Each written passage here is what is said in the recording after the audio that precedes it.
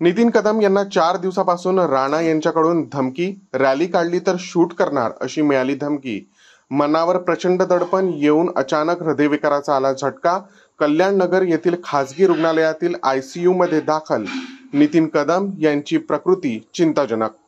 अमरावती विधानसभा निवडणुकीच्या पार्श्वभूमीवर प्रचाराच्या तोफा आज थंडावल्या अशात एक राजकीय वलयात पुन्हा एक खळबळजनक बातमी समोर आली आहे।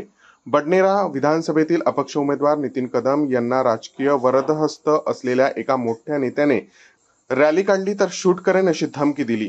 त्यात नितीन कदम यांना मनावर प्रचंड दडपण येऊन त्यांना हृदयविकाराचा तीव्र झटका आल्याने त्यांची प्रकृती चिंताजनक असल्याची माहिती आहे। यामध्ये अमरावती राजकीय क्षेत्रात मोठा भूकंप येण्याची शक्यता आहे।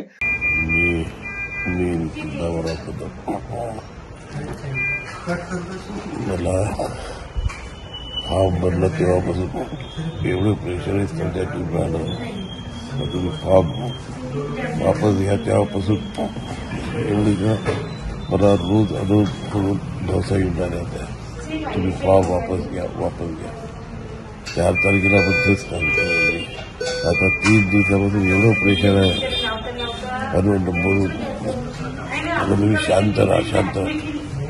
सगळे रवी राणाचे मुद्दे आहेत।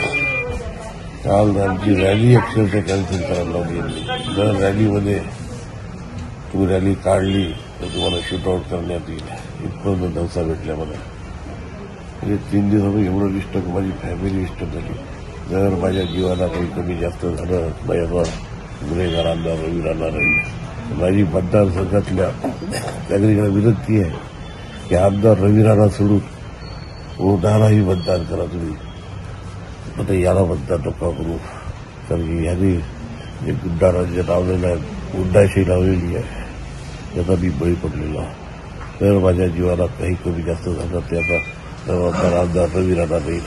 महाराष्ट्र टुडे मराठीसाठी ब्युरो रिपोर्ट अब्दुल शकीफ, अमरावती।